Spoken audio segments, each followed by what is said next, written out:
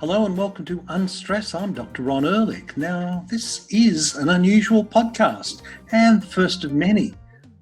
This is actually both video and audio. So if you're used to listening to this just as an audio, well, I hope you continue to use it. But if you'd like to put some faces to the names and some expressions to it all and make it seem a whole lot more personal and real, we've decided to go with video and audio. And I guess the last few months of being on Zoom has kind of empowered us to come out and show ourselves. Well, today we are talking about meditation, but today's conversation is just so exceptional. I don't want to spoil it for you. My guest today is Tim Brown. Tim, as you will hear, has been teaching meditation for over 20 years to literally thousands of people. He has some great analogies, some great examples, some great images, if you like, and I found it incredibly empowering. So I hope you enjoy this conversation I had with Tim Brown. Welcome to the show, Tim. Thanks, Ron. Very nice to be here. Tim, meditation, big topic and an important one, obviously, we're going to be talking about today. But before we dived into it, I wondered if you might just share with our listener a little bit about your own journey. Yeah, of course. Originally a country boy from out in central West New South Wales. Before all of this, I was a rugby playing, beer drinking agricultural economist. Right. 22 years ago. Wow. School, university, and actually ended up getting a job in Uzbekistan in 1996. Wow. And growing cotton, and I went and lived in a Muslim village pretty much on my own for a couple of years, actually developing models to privatize agriculture in the former Soviet, and spent a couple of years out there, and I was looking for an adventure, and I got one, and learned to speak Russian and Uzbek, and all kinds of drink vodka, and all kinds of things, and critical life skills. Yep. And, yes. and then came back to Australia, and it was time to come settle down, grow up and get a job. And I was very fortunate to be introduced to my teacher, that guy just up there behind me in the blue shirt, whose name was Tom Knowles. Right. And Tom was very well known here in Australia in the kind of 70s, 80s and 90s. Yes. Trained neuroscientist that had given up a career in neuroscience to teach meditation, which is where I got really interested. And I was very fortunate to meet him, learn to meditate 23 years ago now, and learned to meditate, immediately started feeling more relaxed and at ease and connected and open, and moved out of agriculture into event management and then brand strategy and development, things that I had no backgrounding in and would never have had the confidence, but I was just meditating twice a day for 20 minutes and just felt more relaxed, at ease, connected, stable. And I just started putting myself out there, and some pretty fun things started happening. And so I did that for a few years, fell in love with this, decided this is what I wanted to do, ended up asking Tom to train me, which he did.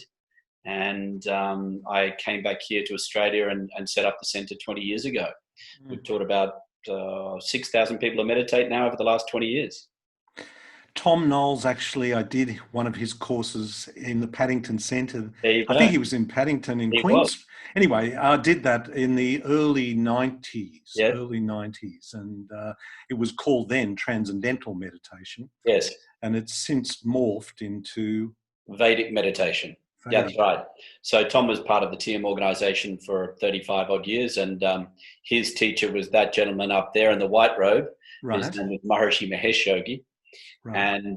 And then Tom and the TM organisation went their separate ways, as happens with many organisations, and became Vedic meditation. So this has been called. It was called TM for a period of time. Before that, it was DM, which was deep meditation.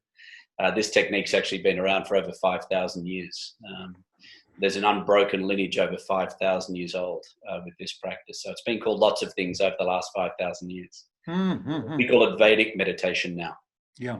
And of course, that Vedic meditation, Vedic tradition is that goes back over many years. We've actually, interestingly, you've raised so many things there, but we've done a program on Ayurvedic medicine. Yep. And we've done others on meditation too. And interestingly, that your background is agricultural, because Yep. we've done so many podcasts on regenerative agriculture. That's right. And that's a whole other story. But let's focus today on the meditation. Yeah. And what are some of the issues in our modern world, as you see it, that that make this so important? Yeah. I was watching a TED talk the other day, and it was by one of the world's leading neuroscientists.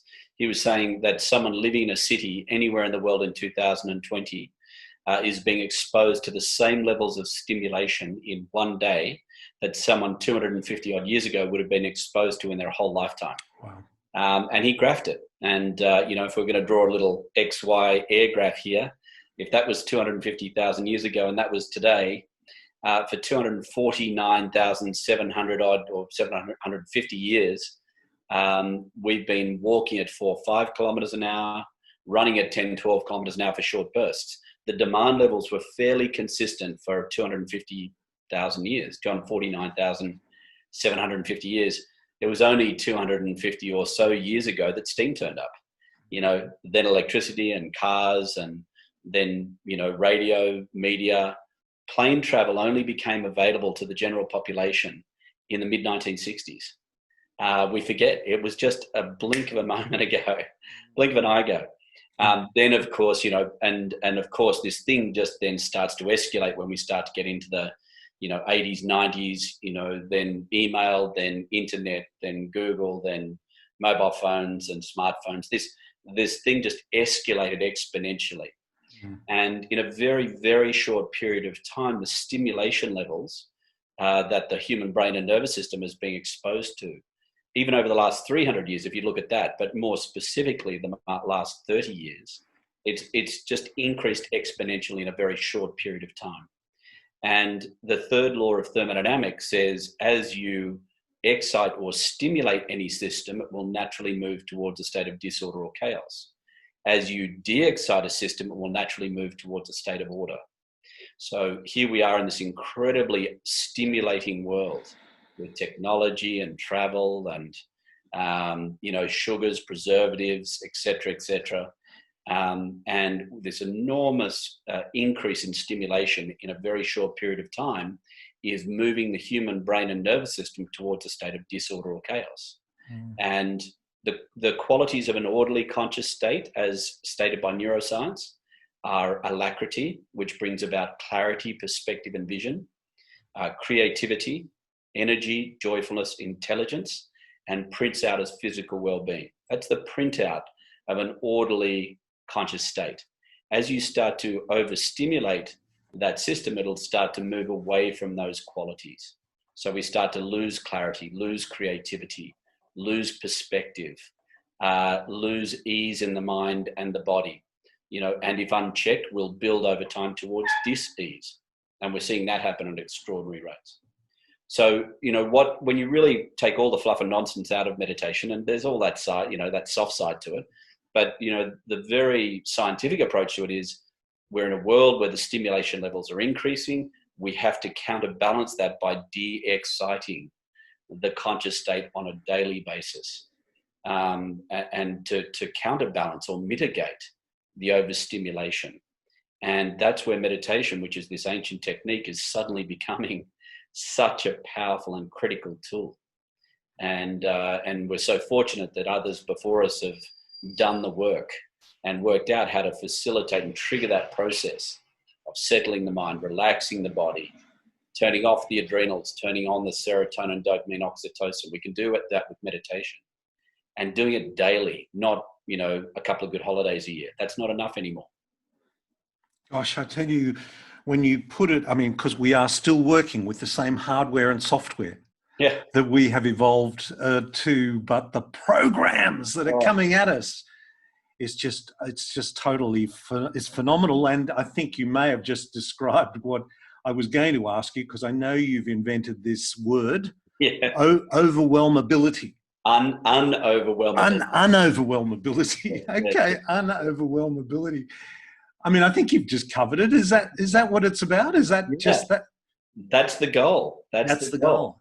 And, for years, I'd been my wife and I had 3 kids under 2 years, 9 months. Wow. No twins, just one after the other. They're Mm-hmm. 14, 15, and 16 at the moment. And I'd be at a kid's party or a dinner party or something, and people would say to me, tell me in one word what meditation can deliver to me. People are in such a rush these days.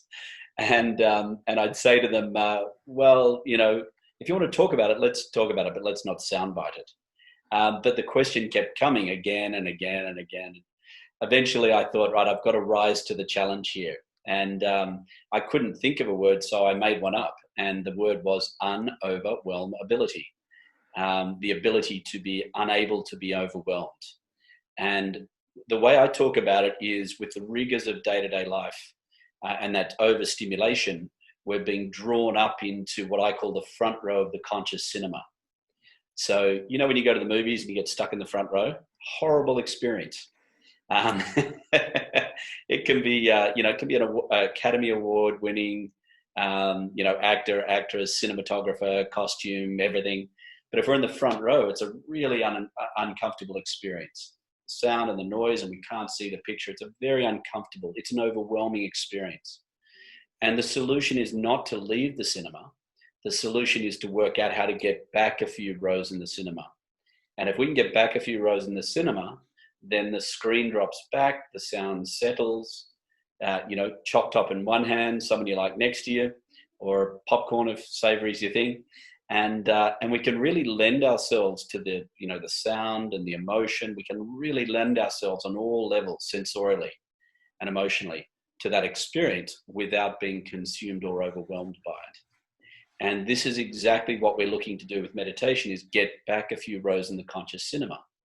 Because if we don't know how to do that, and we're up here in the front row of the conscious cinema, which is where life's drawing us through its rigors and demands, then the only solution to that sense of being overwhelmed is to control. Can I control all the variables? If I can control all the variables, then I'm not going to be overwhelmed.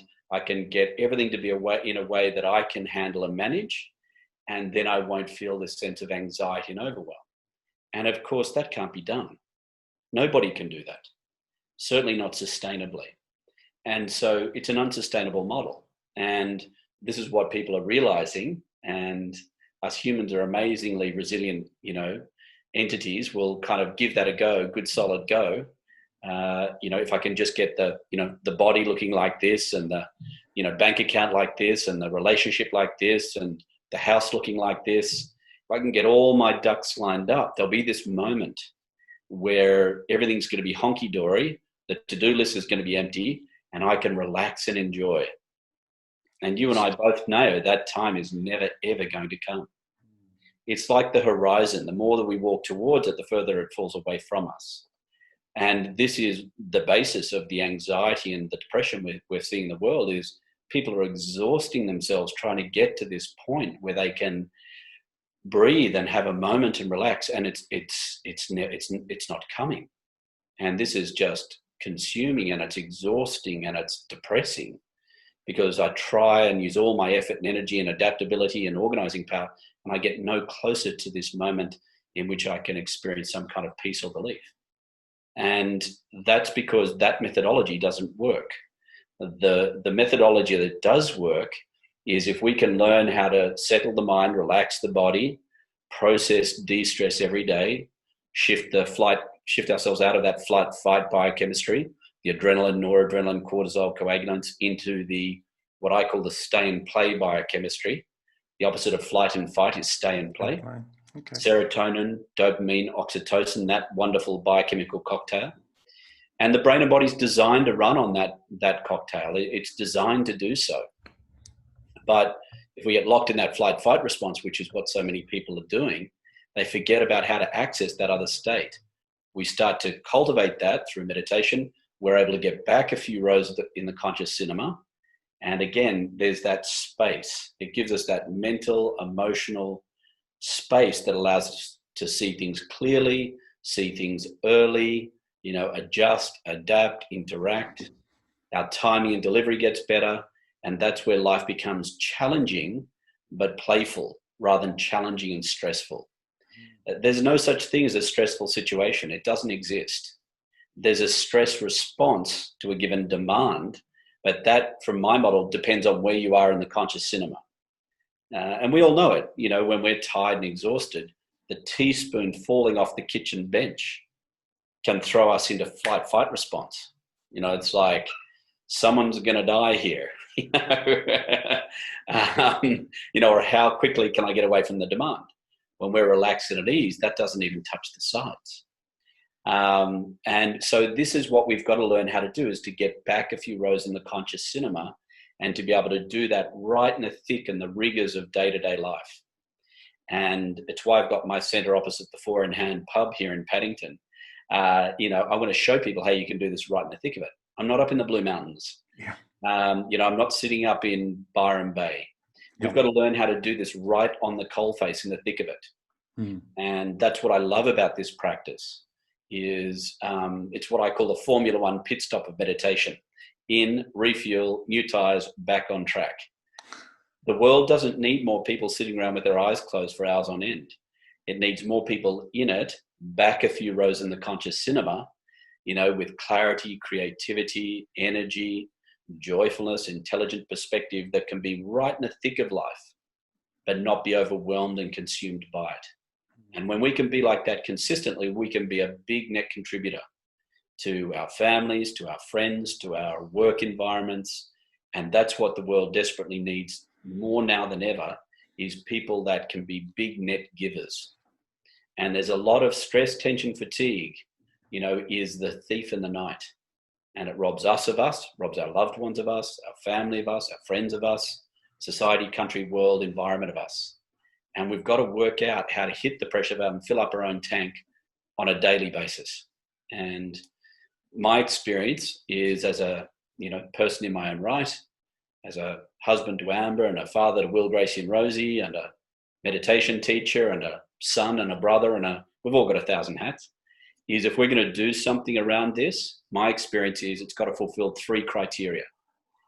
Cannot take very long, got to be able to do it anywhere, has to have very few, if any, prerequisites. And that's what this does. Vedic meditation does beautifully. If you can sit down and close your eyes on a bus, train, plane, car, boardroom, park bench, if you can sit down and close your eyes, you're good to go. That's it. And 20 minutes later, you practice, mind settled, body relax, out of flight, fight, into stay and play, and we're ready to go. We're back a few rows in the conscious cinema, and we're ready to launch in and make a contribution. I love your analogies, Tim. I really do. I mean, it does put it into a context. I love the theatre analogy, and I love that busyness. I was reminded of it yesterday as I was driving home, and I was looking at a bus stop, and there was a group of teenage boys from a local private school. Yeah. There was about 10, 15 of them, which in my experience through school would have been a raucous sight. Yes. And there they were, all sat, every single one of them sat looking at their phones, and who knows, I mean, obviously bombarded by this exponential information that you've mentioned to us. And we've done so many programs on mental health as well, and what a huge and growing problem it is right across the board. I mean, this is a major problem from what we are all faced with, and this overwhelmability. Love it, because we are overwhelmed. Yeah. And you've touched on that. So the benefits you've mentioned, just run us through those benefits of meditation. Yeah, and I think let's have a look at the source of those. De-excite the conscious state. Mm-hmm. Settle the mind and body, relax. De-excitation brings about, again, clarity in thinking, creativity, energy, joyfulness, prints out as physical well-being. And that's what we're really, interested in cultivating. One of the great, if I've, over the 20 years that I've been teaching, if I've seen one real thing with meditation, people go into meditation trying to, achieve something. And in fact, the real subtlety to meditation is about setting meditation up, triggering it, and allowing it to happen. That's the art of meditation.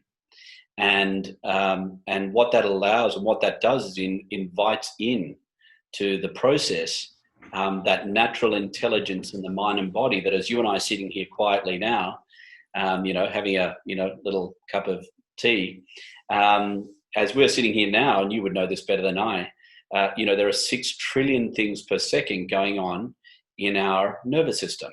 It's an extraordinary intelligence. It's an incredible thing. If we were to meet in 9 years' time, the only aspects of the body that you and I are sitting in today that would be in the room in 9 years' time would be your specialty, our teeth. Otherwise, every other cell in the body will have been replaced at least once in 9 years' time. So there's this magnificent intelligence that is a whole body replacement program underway as you and I are sitting here quietly. Our eyebrows are growing as you and I are chatting here now. I didn't want to say, Tim, but Yeah. I had Yeah, to. they're a little bushy, I know, it's COVID, Right? It's okay. Yeah. But, there's this incredible intelligence, and what meditation's about is about giving that intelligence in the mind and body that's capable of structuring 6 trillion things per second an opportunity twice a day to do whatever it needs to do. And it's about giving that intelligence 20 minutes and triggering a little process inside of that, a sequence inside of that triggers the mind to settle, the body to relax, and that incredible healing capability and, restructuring and reorganizing and repairing capacity in the brain and body to do what it's designed to do. Because out here in the world, we're out here ticking stuff off the list. We're in that very go forward motion. And what we're learning how to do is to go this way just for a few moments before we launch into the dynamics. And this has become a forgotten art. And the ultimate metaphor for meditation is archery. So the whole goal of archery is to hit the target 25 meters in this direction. And yet if we know what we're doing with a bow and arrow, we put the arrow in the bowstring. The first thing we do is draw that bowstring back, 7 or 8 inches. Now, this is a very interesting action when you look at it. I'm trying to put this arrow. What am I trying to do? The goal is to put this arrow 25 meters in that direction in the shortest amount of time, most effectively. And the first thing we do is this. Doesn't make sense initially. Yet in drawing that bowstring back, we create that potential in the bowstring. That bowstring is now quivering with potential. We then take aim and then release the bowstring. And in a microsecond, we get 25 meters of result. This is a law of nature that us humans have forgotten to apply to ourselves. We see it everywhere and we apply it in all other kinds of ways, but we've forgotten how to apply this to ourselves. Everyone in construction knows you want to go up 2 stories or 200 stories, that way first, foundation in, then we go that way. Every plant and tree that we've ever seen, there's a beautiful trees just out the window here in Elizabeth Street. They all know they've got to invest time, effort, energy going this way in order to successfully and sustainably go this way. Every golfer has, as they approach and address a ball, know they've got one of 2 options. They can either flick that thing down the fairway, which is one methodology, but it's not the most artful. Or they can take that club and do something very, very strange. They can draw, spend time and effort and energy drawing the club away from the ball, and then they release the club. And, then they get a greater result. And this is exactly the same law of nature. Remember those little cars we had as kids? And you're in the corridor with your brother or sister or friend, and you had one of 2 options. You could either flick it down the corridor, or you could take that moment and draw it back and load it, and then release it. Exactly the same principle. And yet us humans have forgotten the art of doing this and the value of doing this. And just like we don't go back too far with the bowstring, we don't have to spend too much time doing this. 20 minutes will do the trick. It's a natural circadian rhythm of rest. And we go this way, practice, and then we launch. And this is where all the fun is. But we've got to put a conscious foundation on our conscious experience. We've got to put a conscious keel. I call it the conscious keel. Put a conscious keel or conscious foundation on the experience. Then we launch into the dynamics. And just like the foundation on this building here, not very glamorous. The root structure on these trees, can't see it, not obvious, not glamorous, But, if these trees here decided today, I'm not doing this anymore, I'm just going to go for it. And they go for sunlight because that's what trees do. And they branch out, they look fabulous, storm comes and they're going to end up as firewood here on Elizabeth Street. And this is what we're seeing with a lot of humans. We're seeing a lot of humans get wobbly. Why? Because they don't have a conscious foundation on them. They're getting mentally and emotionally unstable. And the solution to that is put a bigger foundation on that conscious experience. Get big, get broad, settle the mind, relax the body, open up that conscious basis foundation, and then launch from there. And it's such an interesting analogy there again. Gee, Tim, good on you. You're clearly a very good educator, I can just imagine. But drawing that analogy with the roots again, because as I think I mentioned to you, we've done a lot of shows on regenerative agriculture. right. And of course, you can make a plant look really good by giving it 2 or 3 basic nutrients, and it looks okay, but it's not nutrient dense. But yet if we nurture the root system and the microbes and the mycorrhizal fungi, we suddenly end up with nutrient dense foods. So what a great analogy. This is fitting so nicely. And I think that's so great, Ron, because what we're ultimately talking about is there's one thing. Let's get right to the cut of it. The unified field theorem and quantum field physics, which is one of my favorite areas, is suggesting, its premise is that there is in fact one whole, indivisible, conscious field expressing itself in infinite diversity while maintaining its unified nature at all times. There's only one thing. And this is the revelation. This is where the theme of this age is what used to look separate, other, and distant is revealing itself to be close, connected, and similar. And so we look at agriculture, and we see these kind of underlying principles. And then we look at ourselves and we see that, in fact, those principles apply to us as well, because there's only one thing, actually. When we get down to those fundamentals, we see that there are these what we call laws of nature that apply to agriculture, to humans, to, the creative world, to all disciplines. They're underlying laws of nature.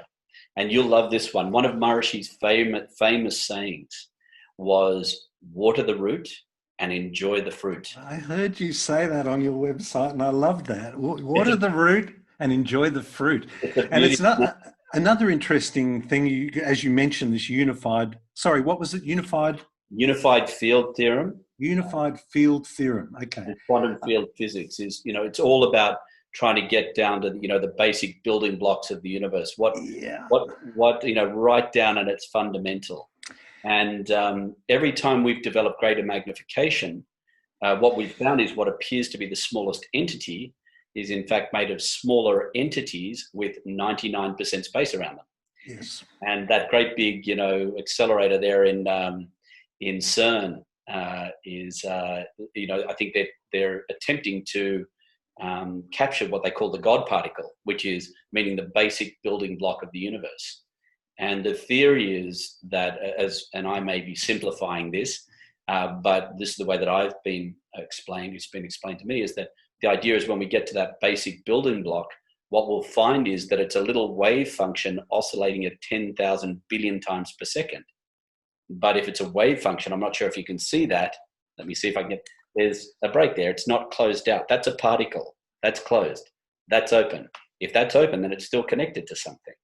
And the idea is that therefore at the fundamental level that, there's only one thing. There's only one whole, indivisible, conscious field expressing itself in infinite diversity. You, me, this computer, this glass, this shawl, it's all at its fundamental level. Actually, there's only one thing. And the way that Maharishi used to talk about it, he used to talk about it like the ocean. There's a wave breaking at Bronte Beach right now. There's one breaking at Malibu Beach right now. And we refer to them as the Atlantic Ocean and the Pacific Ocean, but really one body of water. And those waves, they're not separate entities to the ocean. They're aspects of the ocean. It's all one body of water. But the waves have all got their, individual characteristics. And this is the way he used to talk about it. All of physical, material world is an aspect of it's an expression of that conscious field, but it doesn't actually separate itself to experience its individuality. Just like the wave on the ocean, the wave is actually bunched up ocean. And it's got its characteristics and its individuality, but actually everything is fundamentally connected. And that's where we're going. That's where everything is moving. You know, the internet and all of these things are revealing to us that which was once distant, separate, apparently separate another, is in fact close, connected, and similar. And that's the whole theme of this age, the revelation of that. It's ironic in many ways, because a word that I've used professionally for many years is the word holistic, and it's somehow seen as a new age philosophy. Yeah. And I've had to answer this question, you know, what is a holistic dentist? What is a holistic this? I go, hang on, it's not a new age philosophy. It just happens to be the way the body works, and it happens to be the way the planet works. And yet we are getting more and more into more and more detail. And perhaps it's because we have this old hardware and software which doesn't allow us the time to step back from it all and see the bigger picture. That's it. And I love that. I mean, you would have heard that classic story of the 5 blind men or women, you know, hanging onto the elephant. You would have heard that story. I was, and I was just thinking about that. Actually, interesting you choose that. The one holding the leg, one holding the tail, one holding the ear, one holding the trunk, and then the person standing back, you know, with their blindfold off, looking and say, you know, they're all arguing amongst themselves about what an elephant is. They're all holding onto an aspect, and in fact, the person with their, you know, blindfold off is looking, seeing that they're all holding onto the elephant. And I think this is where we're going. I think this is where, because people have been operating in silos. And so you talk about holistic. Holistic is, you know, from my point of view, when you're back a few rows in the conscious cinema and you can see the whole thing, you see that everybody's talking about the same thing. Might be a different terminology or language or viewpoint, but they're actually we're all talking about the same thing. And rather than arguing about that and defending our position, whether that's religion or, you know, or our politics or what, ultimately we're all talking about the same thing. And rather than kind of defending the position, you know, at all cost, you know, and invoking conflict and separation and otherness, you know, nature wants to move towards revealing its wholeness. That's what nature's intelligence is trying to do. It already is the case. It's about it becoming apparent to us. That's the process we're all going through, is is becoming more aware of the fact that that is the reality. It already is the reality. It's about becoming aware of it. And I think that's the process. So in a sense, there's a sort of, and this is part of the problem, I think, in my own experience with my approach to meditation, if you like, and that is this tension between stepping back as an observer and allowing myself to do it, and yet constantly focusing on what I'm doing and judging it. That's exactly right. And that's why I came up with this little saying a few years ago now, just to really set, again, that idea of, you know, we're doing something with a very different methodology when we meditate to the way that we approach everything else. You know, when we're coming and we're trying to, you know, achieve something. And in fact, what we're looking to do with meditation is to sit, set it up, trigger it, and allow it. That's the real art of meditation. And to tie in a couple of things I said a little earlier, when I'm instructing people in Vedic meditation, which we do over either a 4-night process or a 2-day weekend program, one of the things that I really instill in people is when they sit to meditate, I encourage them to have a look at their fingernails. And, you know, you have a look at your fingernails and you'll see that they've grown since you last cut them. And I encourage people to ask themselves the question, did I put any intellectual effort into growing my fingernails? Now, if the answer to that is yes, Ron, you and I need to have a very, very serious conversation. You know, I'm going to assume the answer to that is no. The question is, well, what did that? Now, my point being is we've got very intellect-centric. We've been educated, you know, cultivate the intellect, you know, activate the intellect, you know, engage the intellect. And the intellect's a wonderful tool, but it's not all of who we are. And so what we're doing with meditation is when we sit to meditate, I encourage people to have a look at those fingernails, And whatever turned my eggs and avocado from 5 days ago, into keratin and delivered it universally, uniformly over 10 fingers and 10 toes. It's an incredible thing. That's that 6 trillion, that intelligence that's capable of structuring 6 trillion things per second. What we're doing is we're going to delegate to that intelligence for the next 20 minutes. So I get people to have a look at their fingernails and go, right, whatever grew my fingernails is going to drive the next 20 minutes. It's not up to me. We delegate. The best meditator is the best delegator. Tim, I'm glad we do a transcript of this podcast because there are some absolute pearls here. I love it. This is the way we set up. This is why we set up. Sit, check the fingernails, delegate. Here's your 20 minutes. If you want to take the true Aussie approach to meditation, our approach is knock yourself out. Do your best. And we're handing over that intelligence. And then, then we practice. And with Vedic meditation, we practice with mantra. A mantra is a manas, mind, tra, vehicle, mind vehicle. So tra is where we get our English word truck from. So it's a mind truck, or a conveyance for the mind is the correct interpretation.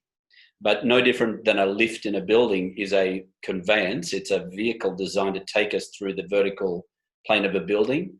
A mantra, and we use what's called bija mantra, which means seed mantra, is designed to take us through the vertical plane of consciousness. So usually we're bouncing around here on the surface, thinking, planning, projecting, worrying, scenario building. This is what I call conscious snorkeling. We're doing this all of the time. What we want to learn how to do with meditation is conscious scuba dive. This is where all the benefits of meditation come, getting the mind to move through that vertical plane. And a mantra approached correctly will trigger a response that will take the mind in through that vertical plane. And as the mind settles, because the mind and body are absolutely interconnected, as the mind goes in, body will follow. As the body follows, turns off the adrenals, turns on the stay and play. As the body relaxes, then the next thing it wants to do is it wants to process. It wants to de-stress, process, repair, maintain, restructure, reorganize. And that creates activity in the brain and the body, which will present as thoughts and images and body sensations and dream sequences and fatigue. And this is fantastic. And this is the great mistake that people make. They think that's no good.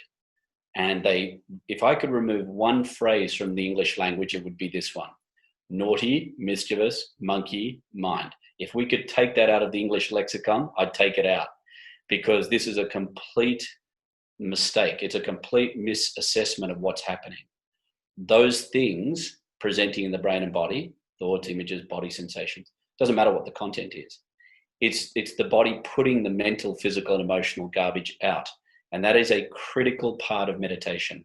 We must allow that to happen. And if we allow the mind and body to do that inside of meditation, then it allows us to enjoy an elevated conscious state for the 6, 7, 8 hours after meditation. And that's the whole point of meditation. It's not about having some little fandangle experience in the 20 minutes. It's all about delivering and bringing a higher conscious state with greater clarity, creativity, energy, joyfulness to the 6, 7, 8 hours after meditation. That's what we're after. Just like we draw the bowstring back, that's not the action, that's the preparation for then the dynamic result. And this is the mistake. People go in trying to achieve something and make something happen in meditation, and they get in the way of a really beautiful, elegant thing, which is the intelligence in the mind and body working together. And if triggered correctly, they'll do this beautifully. Not if we make it, but if we allow it and let it. And that is the art of meditation. And I mean, the idea of one of the things that I think a lot of people, I know I have, when I have been meditating, I may be too hard on myself because, I'm kind of, my mind is gone. My mind has gone over here somewhere. My mind,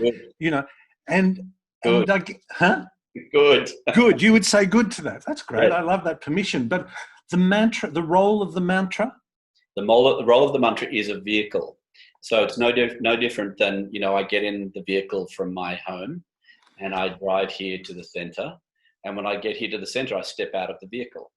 And, then at some point it's appropriate for me to step back into the vehicle again and go to my next destination.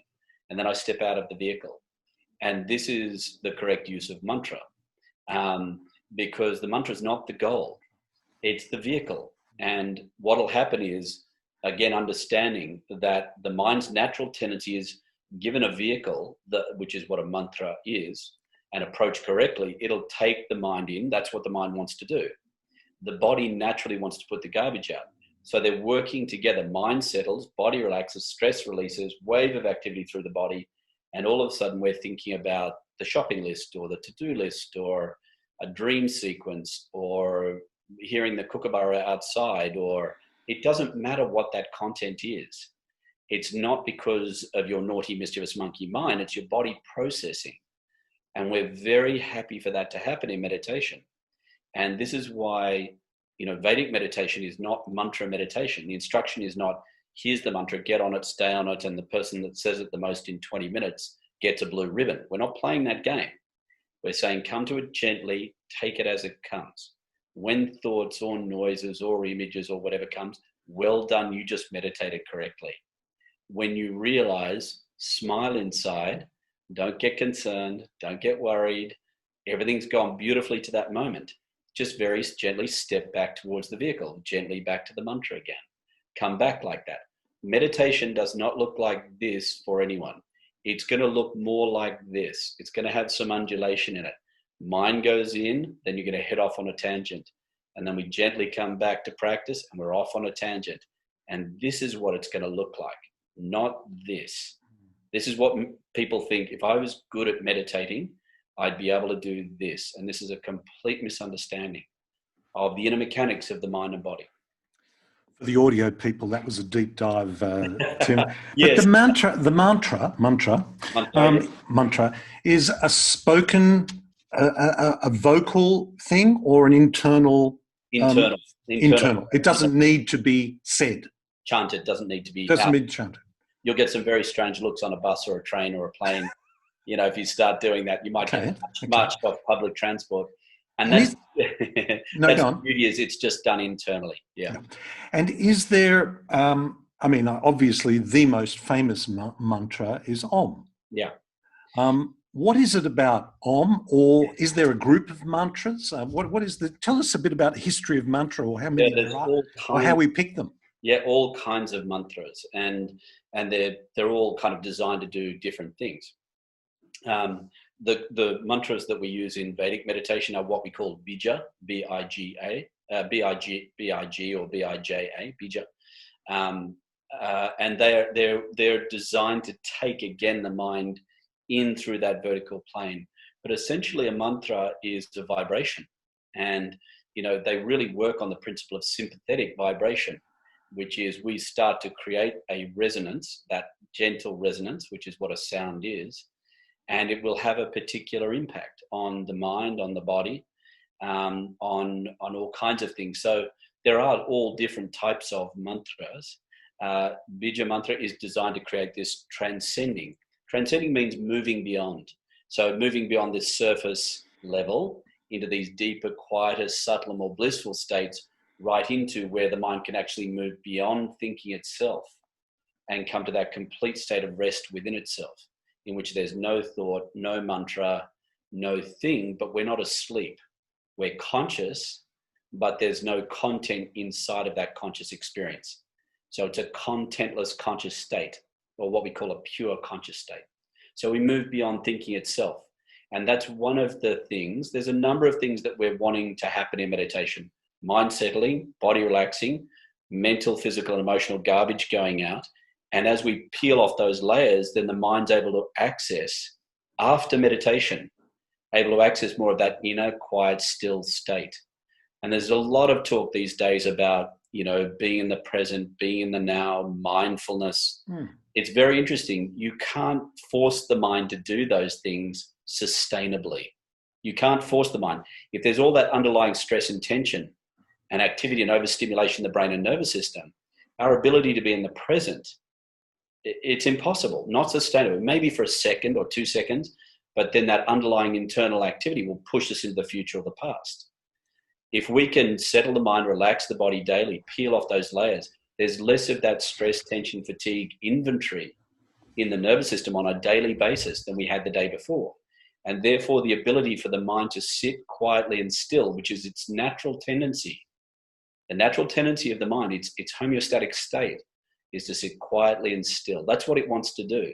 But you load the nervous system up with stress, tension, fatigue, and overstimulation, and the mind all of a sudden is in the future and in the past and not able to be present. Present moment awareness, being in the now, being mindful is a byproduct of correct meditation. Because I was going to ask you, do you see mindfulness, which has become, well, I don't want to say trendy, but people have become aware of its importance. Yeah. Do you see that as a kind of a want-to-be meditation or meditation light? They've done a wonderful job, in bringing it to the kind of the masses and to the attention, and it's wonderful, and it's given so many people a kind of a first touch and first experience. But to access a sustained mindful or present moment awareness experience, forcing the mind to try and be present is unsustainable. It can't be done. And this is the frustration, and there's a beauty to that. And the beauty of that is that I get many, many people now say, oh, through my business or this or that, I had a little go and I had these little moments where I was in the present with my kids or, my partner or whatever. And it felt so good, but I can't sustain it. And I'll say, great, well, that little window's opened up for you. And mindfulness has given someone that opportunity. And then they go, but I want to have that experience all the time. And my approach is fantastic. Well, I'll show you how to do that. And, if we hit that pressure valve, release that stress and tension at a greater rate than we're accumulating it, then our ability to allow the mind to sit where it wants to sit, which is still quiet in the present, that's its natural tendency. But if we've got all this underlying stress and tension in the nervous system, overstimulated nervous system, it's going to push the mind up here. And the presentation is this mind that's very, very active. But the mistake that people make is they try and panel beat it into the present, panel beat it into submission. And that is not a relationship we want to have with our mind. That's control. And that will not bring about a liberated mental, emotional state. It will bring about a state of conflict with our own internal mental or emotional state and emotional state. Not sustainable. Now, Tim, I notice also that I know you do speaking, corporate speaking, and there was one thing that you gave, which was, and you may have covered this already, but myth-busting meditation, it's not what you think. Yeah. Have we covered that already, or is there? I think so. I just love, people all the time, they'll come to me and I'll be out and I'll say, oh, what do you do for a crust? And I'll say, well, I teach meditation. Now, when I started teaching 20 years ago, I kid you not, I would be in an event or something, I'd say I teach meditation. People would pick up their drink and walk up the other end of the bar. Now I get that response when I tell them I'm a dentist too, so don't feel bad about it. They start, picking stuff out of their teeth. But now, we've seen in the last 5 to 7 years, we've seen the apps, Headspace, Insight. This has just been an explosion. And from my point of view, it's fantastic. I would like to, they deliver at a certain level, but it's fabulous, because someone at 3 o'clock in the morning that can't sleep, can pick up, download an app, and they can have a bit of a go. And it's a great segue into, their potential, meditation career and their exploration into that. They can do it at arm's length as well. Wonderful. I would like to think in our lifetime that meditation will become about as exotic as brushing your teeth. We could really do some work together, couldn't we? Listen, that's a given, Tim. Go on. I call meditation mental and emotional hygiene. And just like we wash the body and we brush the teeth every day, we have to do the same to the mind and the emotions. And that's becoming a non-negotiable thing. We are moving towards and into a world where that is becoming a non-negotiable. It's not a luxury. That's something that we just have to start to do. And if we don't wash the body and we don't brush the teeth, then we end up, smelly. And this is what happens mentally and emotionally. We can become emotionally and mentally unhygienic. And we're seeing that print out. And, we're just at the cusp of this. It's really starting to come into play. As they say, necessity is the mother of all invention. But the invention's already there. It's just the necessity is getting to that level. And I teach kids from 5 years of age. I taught my 3 kids to meditate at 4 years of age. And, I'm seeing kids come through here now. They've tried Smiling Minds at school with one of their teachers, and they don't even blink. I start talking about meditation. They're like, yeah, I've done some of that. Fantastic. And I just think, 20 years is, a little bit of time, but in the scheme of things is just blink of an eye. Mm-hmm. And it's so exciting. Yeah, I kind of feel like the way we started this conversation with describing our journey over the 250,000 years of our history, and the last 30 has been seen this exponential challenge. I kind of liken us to being like kids in a toy shop where we have got into all the toys, but we haven't quite learned how to be adults about it, and this is part of that.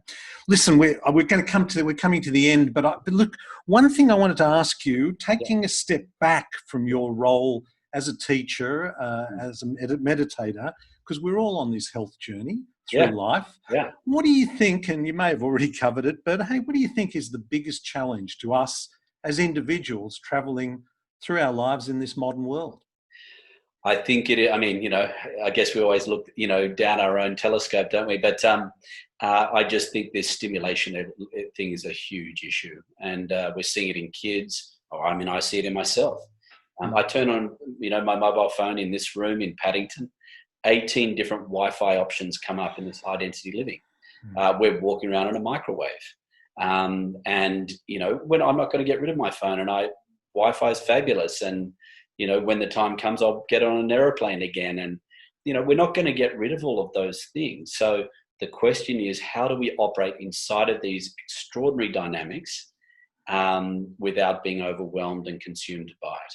And we need to come through what I call the inside outs and meet that with the outside ins. And we've been very, the big conversations, collective conversations that we've had are around nutrition. Health and wellbeing have really been about nutrition and exercise. And I really believe the next big thing that's coming is we've got to learn how to relax the mind and relax the body daily. Maybe a generation or two ago, if someone was sleeping pretty well and having a good, a couple of good holidays a year, their stress, tension, fatigue levels were probably manageable.